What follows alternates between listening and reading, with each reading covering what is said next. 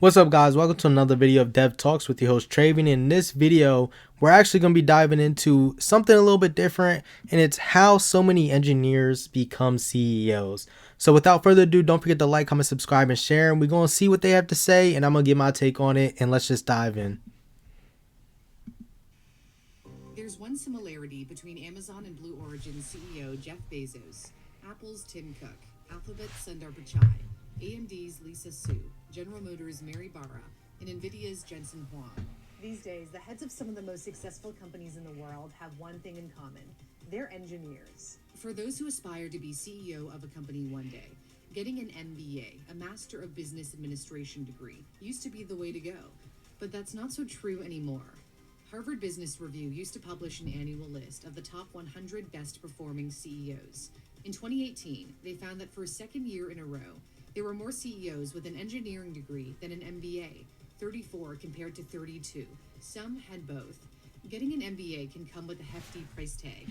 I actually didn't know that because an MBA is like getting through engineering degree on its own with a bachelor's by itself is very hard to do. It is extremely hard to do to get a engineering degree, and a lot of people don't understand it. Like I got mine, I got a bachelor's in mine. It took me 4.5 years to finish. That's another video I'm gonna be posting on my personal channel on how long it takes to actually get one of those degrees now in college and whatnot. But engineering degrees are not easy. A lot of people drop out of them, especially early on. They can't finish them. Some get hard stuck in a specific class. They can't pass that course and whatever it takes. So it is hard to get them. And then you have to think about MBA. You have to take extra years in school as well on top of your bachelor's. So it's actually interesting to me as far as the top performing CEOs list too, because I don't know any of these numbers, but engineers seeing them on top, I can expect it because we think quite differently. And where is the world moving into now? A world is moving into the world of tech. So most likely a lot of engineers who are more familiar with tech are going to become CEOs in their own companies. So let's continue. Top graduate schools school will set you back over $200,000. Now, some CEOs are telling you to save your money. Elon Musk went so far as to say, "I think there might be too many MBAs running companies," in an interview with the Wall Street Journal. He thinks those with business degrees spend too much time in board meetings, poring over PowerPoints and finances, when their focus should be on the product. The thinking being that if the product is good, the profits will follow. In the case of Musk, that means building great electric cars at Tesla or great reusable rockets at SpaceX. That's where being an engineer is helpful. Engineers can design, build, create, and improve their product because of their background in math, science, and technology. And they can help solve challenging technical problems that might otherwise scuttle their dreams. Technically, Musk has a degree in physics and economics, not engineering. He's a self-taught engineer who read books to learn about rocket science. When engineering consultant Sandy Munro interviewed him for his YouTube channel, Munro Live, he said it's Musk's knowledge that stands out. I was blown away. I've seen dozens of CEOs. I've never seen a CEO ever, or a president, that knew more about the product. That technical know-how that comes with an engineering background goes a long way toward building better products. Just ask Satya Nadella. I wonder. Here's the thing: the people with the MBAs that are CEOs, what stage of a company are they becoming a CEO at? So we have to ask this, right?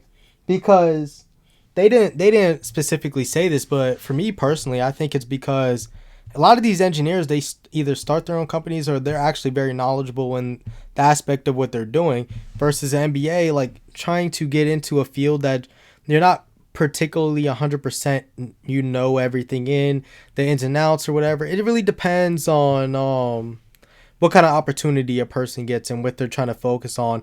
A lot of companies are really focused on numbers only and not the actual product itself. And that's why I say this really depends on the engineer's thinking, because they're going to think about the product. How can we make this better? And I want to promote these ideas into others so that we can improve the product in this way and stuff. And the money is just going to follow at that sake. So if that makes sense, then I can agree with it. But they haven't said it yet in the video. The engineer at Microsoft who rose to become CEO. When he took over the top job in 2014, he had to figure out a way to make Microsoft relevant as it faced an onslaught from Apple. We now need to make Microsoft thrive. The software company struggled to thrive under the leadership of his predecessor, Steve Ballmer.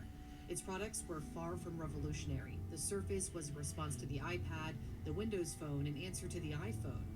Ballmer has a degree in mathematics and economics from Harvard, which helped balance the books, but didn't do much when it comes to innovation. When Nadella took over, he transformed Microsoft, moving its software to non-Windows devices, for example, bringing Microsoft Word to the iPad and the iPhone. He also expanded its cloud business, Azure. That is such a blessing. You guys don't understand how much of a blessing having stuff like that was to do. Like, you can't keep yourself unavailable to others. And that's something that I think even Apple kind of struggles at now. Like, you have to be able to make your product worldwide and that everybody can use it, especially for Microsoft. Like, if Microsoft tools were available on MacBook and they were a reasonable price and whatever, people would use it. The problem that it's not going to be on MacBook is because Google Chrome, and you look at Google's products, you could just get a Gmail and you can use their spreadsheets, Word, their docs, and all of that other stuff for practically free unless you need more storage space and whatnot. But yeah, you have to look at it in different ways than this. You can't just try to balance a book. You have to figure out more creative ways and things. And the way that you're supposed to use your engineering degree when you're in school is to think about creative solutions. That's how it's supposed to teach you. You're supposed to problem solve, be creatively solution organized. And that's why engineers are supposed to get paid more. It's not because of just coding. This is why I hate the whole argument of AI is going to replace engineers and things like that, because our purpose is not just to code. It's to come up with solutions and things like that. Then we figure out how to solve it with code. Like, does that make sense to anybody? If it makes sense, let me know. If it doesn't, let me know in the comments down below. Which has become the biggest rival to Amazon's AWS. In his first email to employees as CEO, Nadella wrote, "Our industry does not respect tradition. It only respects innovation." That innovative spirit of engineering saved Microsoft. But it's not easy. It requires risky moves and not accepting failure. As American inventor Thomas Edison famously said, "I have not failed. I've only found 10,000 ways that won't work." James Dyson, the British engineer, knows a thing or two about not giving up. He became frustrated when a vacuum he had at home kept losing suction, so he decided to build a better vacuum himself. He spent 15 years tinkering with over 5,000 different prototypes to come up with the perfect bagless design. I'd like to give you a little demonstration. The payoff for his perseverance was a multi-billion-dollar company that bears his name. In order to be successful, Dyson was invested in the fine details of his company. Engineers aren't afraid to get involved in the day-to-day business, especially when it comes to hiring. Amazon is notorious for tough interviews. Bezos, who has a degree in electrical engineering and computer science, used to meet every candidate himself during Amazon's early days. He would ask quirky questions like, how many gas stations are there in America? He wasn't after the right answer, but wanted to see whether the candidate had an analytical approach in order to come up with an informed response. Bezos once said, setting the bar high for hiring was the most important factor for the online retailer's success. It's no surprise that engineers make it to the top of the tech industry, which has seen explosive growth over the years.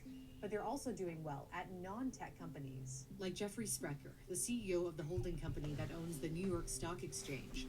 He has a degree in chemical engineering. I've never had a job that had anything to do with chemistry, but the discipline that I went through there taught me about problem solving and businesses. There it goes. He just said it out his mouth. The degree itself is not about whether it's chemistry, whether it's about coding. That is not the purpose of an engineering degree. I wish people knew this. Who doesn't know this? If you guys didn't know this, let me know, please. The purpose is not about the type of engineering that you are in. It is about how you can solve and fix it and how you think. It's about how you can progress and come up with new stuff and think about all this other stuff to grow and things like that. That's why they make such good CEOs. That's why engineers are so high valued. That's why they get paid the way they get paid. Hopefully this is something that everybody can learn. Engineers are very good at solving problems, and that's the key to doing everything from building a bridge across a river to designing a rocket to get to Mars. If you've been inspired to become an engineer or simply want to learn more about the world, a good foundation in math and computer science is crucial. A problem-solving website called Brilliant can help put you on the path to success.